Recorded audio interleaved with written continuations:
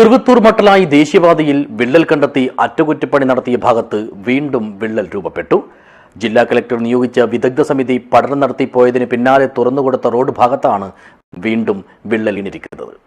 This news sponsored by Bobby Chamanur International Jewelers, traditionally trusted for 162 years. റോഡിന് മധ്യഭാഗത്തായി 20 മീറ്ററിലധികം നീളത്തിലാണ് പുതിയ വിള്ളൽ ഉണ്ടായിരിക്കുന്നത്.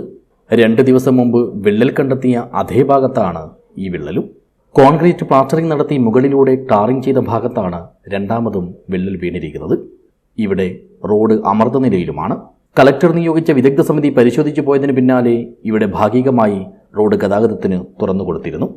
റോഡിന്റെ സുരക്ഷിതത്വത്തിൽ സംശയമുണ്ടായിരുന്ന നാട്ടുകാർ വെള്ളിയാഴ്ച രാവിലെ വീണ്ടും പരിശോധിച്ചപ്പോഴാണ് പുതിയ വിള്ളൽ കണ്ടെത്തിയത്. പൊതുജനങ്ങളുടെ ശ്രദ്ധയിൽപ്പെടാതിരിക്കാൻ ലോറികൾ വിള്ളലിന് മുകളിൽ നിർത്തിയിട്ട് മറച്ചിരുന്നു. അധികം വൈകാതെ തന്നെ ഇതിനു മുകളിലൂടെ ടാറിംഗ് നടത്തി. ഇതും കൂടിയായതോടെ വിദഗ്ധ സമിതിയുടെ പരിശോധന പ്രഹസനം മാത്രമായിരുന്നോ എന്ന ചോദ്യമാണ് നാട്ടുകാരിൽ നിന്നും ഉയരുന്നത്. ദേശീയപാതയിൽ അടിക്കടി ഉണ്ടാകുന്ന തകർച്ചയ്ക്ക് ശാസ്ത്രീയമായ പരിഹാരം കാണാതെ തകർച്ച മറച്ചുവെക്കാൻ കരാർ കമ്പനി നടത്തുന്ന നീക്കങ്ങൾ വലിയ ജനരോഷത്തിന് കാരണമാകുന്നുണ്ട്. News bureau, Cheruvathur.